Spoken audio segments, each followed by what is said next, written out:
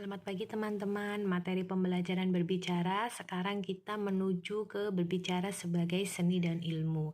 Wilayah berbicara biasanya dibagi menjadi dua bidang umum.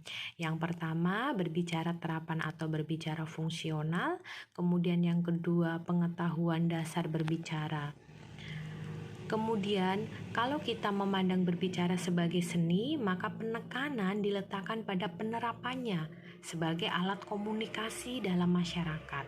Dan butir-butir yang mendapat perhatian antara lain, yang pertama berbicara di muka umum. Kemudian yang kedua semantik atau pemahaman makna kata. Kemudian yang ketiga diskusi kelompok. Yang keempat argumentasi. Yang kelima debat. Kemudian yang keenam prosedur parlementer, yang ketujuh penafsiran lisan, kemudian yang kedelapan seni drama, yang kesembilan berbicara melalui udara. Sedangkan berbicara sebagai ilmu, maka hal-hal yang perlu ditelaah antara lain sebagai berikut. Yang pertama itu mekanisme bicara dan mendengar. Kemudian latihan dasar bagi ajaran dan suara.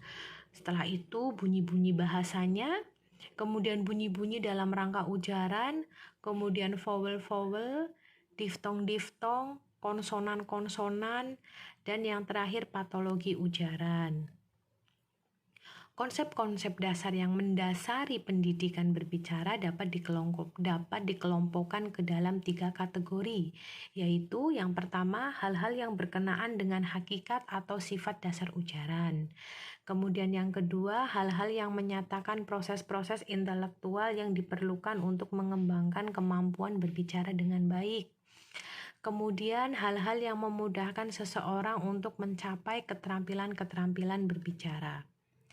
Nah, sedangkan ragam seni berbicara dibagi menjadi public speaking, terdiri dari informative speaking, kemudian fellowship speaking, kemudian persuasive speaking, kemudian deliberative speaking.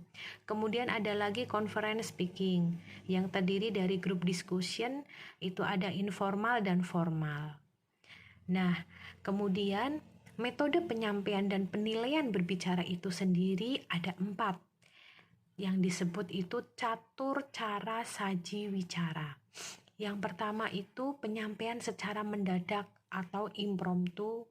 Kemudian yang kedua penyampaian tanpa persiapan.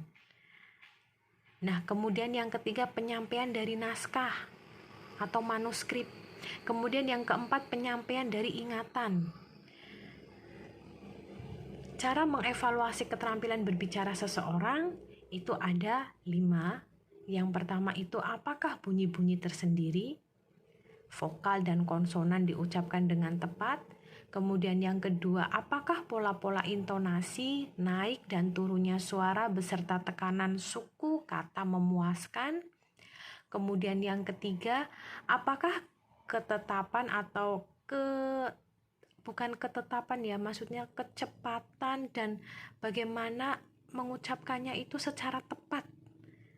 Mencerminkan bahwa sang pembicara tanpa referensi internal memahami bahasa yang digunakan. Kemudian, apakah kata-kata yang diucapkan itu dalam bentuk dan urutan yang tepat? Maksudnya sesuai prosedur, kemudian sesuai urutan dari pembukaan, isi, sampai penutup. Kemudian sejauh mana kewajaran atau kelancaran yang tercermin bila seseorang berbicara. Nah, berbicara di muka umum itu ada beberapa tujuan. Yang pertama berbicara untuk melaporkan, yang kedua berbicara secara kekeluargaan, yang ketiga berbicara untuk meyakinkan, kemudian berbicara untuk merundingkan. Nah, sekarang berbicara untuk melaporkan atau memberikan informasi disebut informative speaking. Bertujuan yang pertama memberi atau menanamkan pengetahuan. Kemudian yang kedua menetapkan atau menentukan hubungan-hubungan antara benda-benda. Kemudian yang kedua menerangkan atau menjelaskan suatu proses. Yang keempat menginterpretasikan atau menafsirkan sesuatu persetujuan ataupun menguraikan suatu tulisan. Jadi menguraikan suatu tulisan itu juga disebut berbicara untuk melaporkan. Nah, kesempatan-kesempatan bagi pembicara yang bersifat kekeluargaan atau persahabatan antara lain pidato sambutan selamat datang, pidato perpisahan, pidato penampilan atau penyajian dan perkenalan, kemudian pidato jawaban atau balasan, kemudian pidato atau sambutan dalam pembukaan suatu upacara, pemberian ijazah dan lain-lain, pembicaraan sesudah makan, atau pidato atau sambutan pada saat-saat memperingati hari jadi dan hari ulang tahun. Kemudian ada juga pidato atau sambutan penghibur, pertunjukan dan lain-lain. Ada juga pidato atau kata-kata pujian tentang seseorang yang telah meninggal dunia.